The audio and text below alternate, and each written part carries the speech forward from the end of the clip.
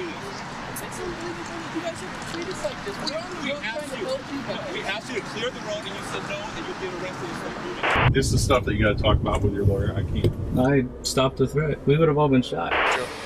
Hey, check that out. I stopped to help somebody who's been shot. I'm getting arrested. Heroes are usually rewarded for their actions, but unfortunately these heroes are arrested instead, and the reasons are insane. Here are some cases where the heroes were shown the prison door, starting with this hero who tried to save the victim of an accident. Thank you for teaching me not to be helpful, you fat... On October 9th, 2020, retired firefighter Joseph Garce was driving in Santa Paula, California, when he spotted a shooting victim, Samir Salgado, lying in a pool of blood in a parking lot. Without hesitation, Garce exited his vehicle and began administering CPR to the victim. Shortly after, police officers from the Santa Paula Police Department arrived at the scene. Don't go to the car. Don't go to that car. Stay over here. Stay over here. Stay over here. Come over here. That's your car? That's my car. I was driving by. I saw him. I'm a retired firefighter. Okay. I'm not a part of this. We don't know anything about that. We see a gun in the car. You're not going there. Do you have your ID? It's in the car. What's your name? Joe Garces. Joe Garces, you got to relax, okay? We know you're helping us out.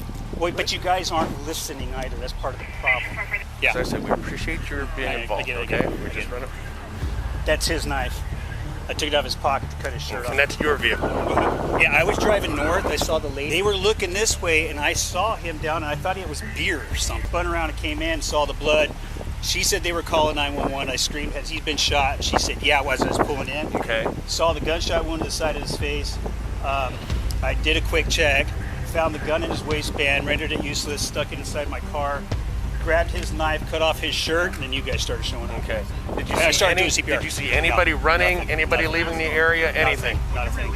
Garce provided further details on the incident. Initially, the interaction was respectful. However, the situation took a dark turn for the worse when Santa Paula Police Detective Rivera arrived and began to adopt a condescending attitude. Not a thing. Get this guy out of here. Sir. He's a witness. What the? Relax.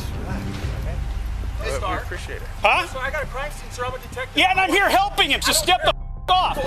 Okay? If you're a good detective, you wouldn't be yelling at me right now. You'd be taking care of your job. Over here. You. I can't get the out of here. Get out of my crime scene. Get out of my crime scene. What are you going to do to me? Get out of my crime scene. I'm going to make you next time. Get out of my crime scene. Come with me, Mr. Garces. Mr. Garces. That's my... Come with me, Mr. Garces. People will give you guys the benefit of the doubt. And I worked with you, 27 years. When do I get my car back then? Hey, tell them... Thank you for teaching me not to be helpful, you fat piece. You have to step back. Step back. I don't know who you're. Oh yeah, so now you're gonna come over with me, huh? You're doing a really good job right now, aren't you? I need you to back up. You need to calm him. I need you to back up. Come here. No. I got it. Come here. You need to take it down a notch. You can take it down down a notch. Somebody here's not controlling themselves. Down. It's you. Take a deep breath. Don't be a hypocrite. I've taken a deep breath. It's your turn. Yeah, don't be a hypocrite. You want to talk like adults? I'll let you go. You want to talk like you adults? start talking to me like an adult? Do you understand how I need to Do do you my see job? what you're doing wrong? If you know how to do this job and you have a badge, then you would understand. Now, do you want to so go for 148 if you have a badge? It's so Do you have a badge? Yes, Are you I do. retired? Yes. Do you want to go for 148 for being in a crime scene? Just because sergeants of patrol don't know how to do their job, and you were a You're cop saying at your one time- sergeant doesn't know how to do his job? Take him. Turn him around. Where's your badge at? In my Jeep, like I keep saying, but you Where won't at your listen. Jeep? Where at in your Jeep? Hey, you will see it when you Do look you at the want front your of the car? Jeep. Do you want me to have to write a search warrant and keep it, or do you want to keep your car? Do you want to get home as soon as possible? I'm not talking anymore. Okay. Sink him in this car right here. 64. What's your first name? Joe. Joe. Hey, check that out. I stopped to help somebody who's been shot. I'm getting arrested. Have a seat for a second. Garce was confined in the back of the patrol car for almost 15 minutes before Detective Rivera released him, stating that he was free to leave. As a result of the encounter, Garce endured a dislocated shoulder and a torn labrum, injuries requiring surgical intervention. Subsequently, Garce pursued legal action against Detective Rivera and the city of Santa Paula, ultimately reaching a settlement out of court. While Garce did receive compensation, he would think twice before intervening to save anyone again. However, the situation proved even worse for the next hero, who would ultimately regret his heroic actions forever. The guy who pulls the gun isn't the one who goes to jail that night. You go to jail. Exactly. On June 27th, 2023, Army veteran Matt Solon and Michael Loudermilk, the son of a Georgia congressman, were out with their girlfriends in a parking lot when a gunman, identified as Dwight Cooper, attempted to threaten them with a gun. Matt swiftly disarmed and subdued the gunman, forcing him to the ground, and promptly dialed 911 after taking the firearm away from him. Someone pulled a gun on me. This guy asked for a cigarette. We told him he doesn't have a cigarette. He's drunk, and he pulled a gun out on us. So I disarmed him. Who has the gun? I have the gun. It's disarmed. It has hollow points in it. It's a Glock. I want you to stand there, and I want you to put that gun on the ground, okay? Do not have it in your hand when they pull up. Okay, it's on the ground. Okay, tell them the gun's here and point to the ground, but keep your hands to where they can see them. Okay. All right, thank you. Where did that come from? It came from him bleeding from the head. The guy bleeding from the head? Yes, sir. I don't know who you are. I don't know who you are. Okay, do you think people ever lie to the police? Is it possible? I could have got shot today. Yep, me too. That's my job. I was in the military for 6 years. I think I know that. Congratulations, I was sir. in Afghanistan. I know exactly what danger is. If I'm not armed, you want to test me or frisk me or whatever? You're fine. Just don't move, and there's not an issue with that. Don't go reaching in your pocket, man. You just Get away, get thrown on the ground. Don't be stupid. I understand completely. You're not exactly being cooperative either. I'm putting him in my car. Sure. Did I do something wrong? I don't know what's going on. We're trying to detain you to figure out what's going on. Does that make sense? Yeah, but did I do something wrong? Did I do something wrong or no? Look at it this way, man. I'm done talking. Anytime we show up on a call, we have to do what we can for safety reasons until we can safely ask everybody questions. We got one guy with a gun, one guy bleeding, so we detain, and we wait till everything calms down, then we start asking questions and kind of figure out what happens in the scenario, just so you know why you're sitting back here. No, I have no idea why I'm sitting back here. It doesn't explain anything.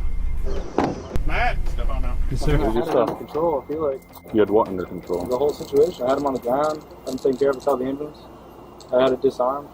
And what else did you guys do? All I'm told is that you're the last one to have the gun. You started touching your pockets and everything. I asked you not to, and you're like, hey, I'm the hero, or whatever you were saying. Okay, sorry, sir. So. I see your perspective. Matt was arrested and subsequently charged with felony possession of a firearm. Subsequent media interviews with the police chief and Matt himself provided further insight into the events of that day and the unjust reasons behind his wrongful arrest. In your view, is Matt Solon a hero? During his initial response, that yes, I agree with that comment. I think when the second act was taken, that's where the lines crossed, where he protected himself and the people he was with, and I commend him for that. Then part two is where he took action beyond that, and that's where he did cross the line. Did that appear to be punitive rather than defensive? Yes, that's what I saw. In contrast, Matt provided a different account. I asked over and over and over again, what am I being arrested for? And Officer O'Brien said, he has rights too. The gunman has rights. The gunman has rights too. He was restrained and you hit him while he was restrained, and that's why you're going to jail. And I was like, he's never been restrained. He's not restrained. How long were you in jail? About 35 hours. The guy who pulls the gun isn't the one who goes to jail that night. You go to jail. Exactly. He isn't arrested till the next month. No, and he's giving his gun back. They're gonna see this when they run my plate, that I've been arrested before. For a gun-related charge. For a gun-related charge, right. And they're gonna think in their head, oh, this guy just had a good lawyer. He got off it. The district attorney dismissed all charges against Matt Solon, acknowledging that he had acted in self-defense. However, the damage had already been done. If you're enjoying the video so far, please don't forget to like and subscribe. The officers' actions permanently ruined Matt's record, but their actions were nothing in comparison to the subsequent officers' actions. On February 4th, 2014, an unbelievable event occurred when a CHP Highway Patrol officer arrested Chula Vista firefighter Jacob Gregoire. The Chula Vista firefighters had been providing medical assistance to victims of a rollover motor accident using their fire trucks to block traffic. When the officer instructed them to move their trucks, warning that failure to comply would result in arrest, Jacob chose to stay, insisting that he had a duty to the victim and could not simply abandon them. Okay, I don't have time for a cell phone. This is ridiculous. CHP is arresting Engineer Gregoire for where he spotted the fire engine.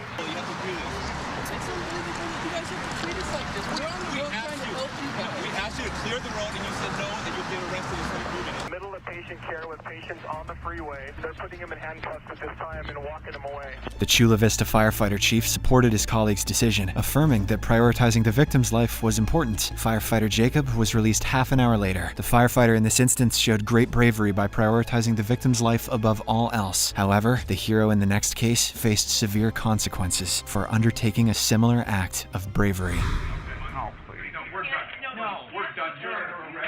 Hey, we're done, sir. I haven't.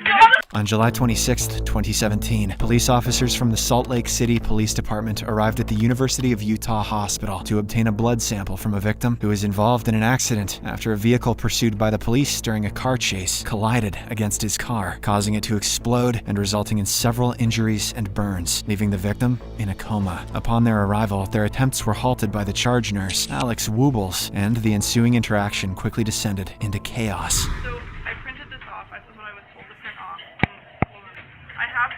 It says obtaining blood samples for police enforcement from patients suspected to be under the influence. Okay? This was something that you guys agreed to with this hospital. The three things that allow us to do that are if you have an electronic warrant, patient consent, or patient under arrest. And neither of those things, the patient can't consent. He told me repeatedly that he doesn't have a warrant, and the patient is not under arrest. So I'm just trying to do what I'm supposed to do. That's all. So I take it without those in place, I let her get one. Am I fair to surmise that? The nurse intervened to prevent the officer from obtaining a blood sample from the unconscious patient, citing hospital policy supported by legal regulations. It was unsurprising that the officers failed to meet the necessary requirements. Their motive for seeking the blood samples was questionable. They sought to determine if the victim had consumed drugs or alcohol, potentially to justify the car crash, as police regulations strongly discourage high-speed chases and busy traffic to avoid endangering civilian lives, a protocol the officers neglected, resulting in the collision.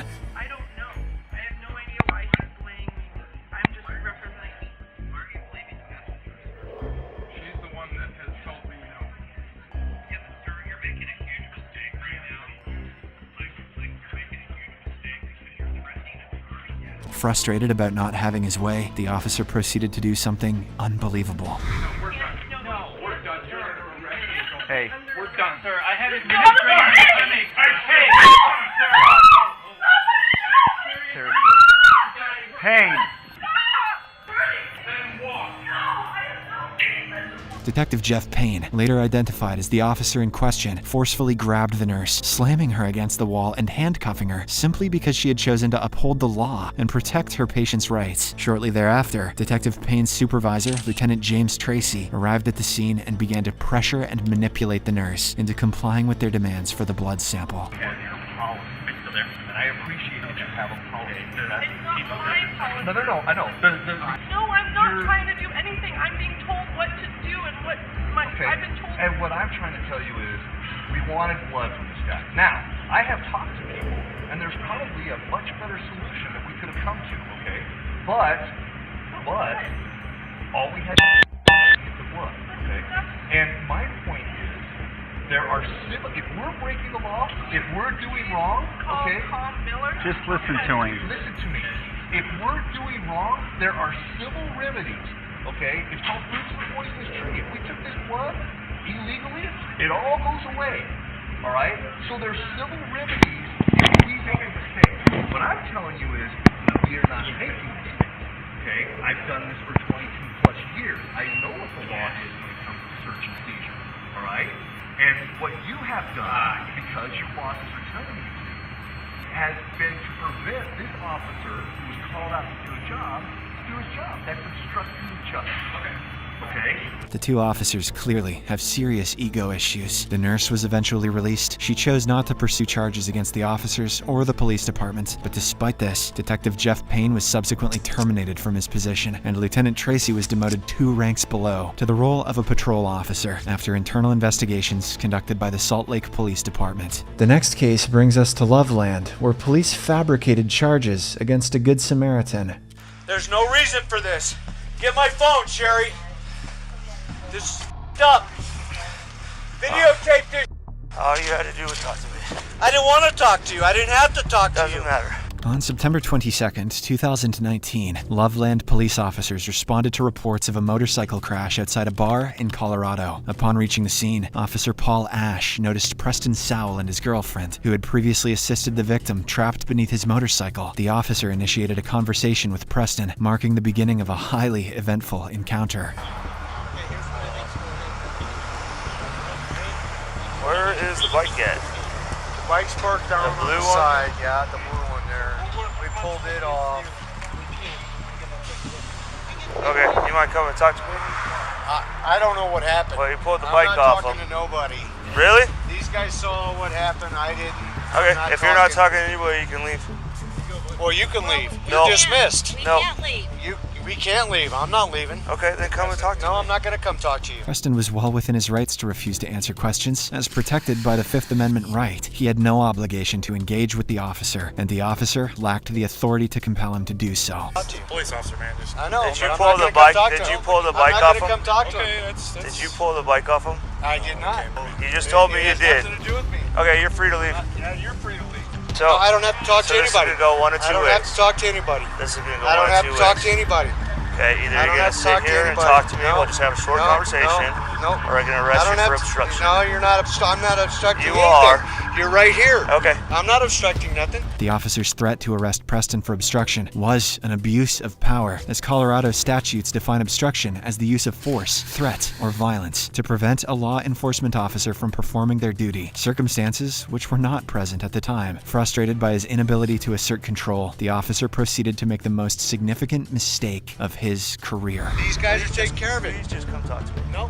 Okay, turn around. I don't want to talk to you. Turn around right now. No.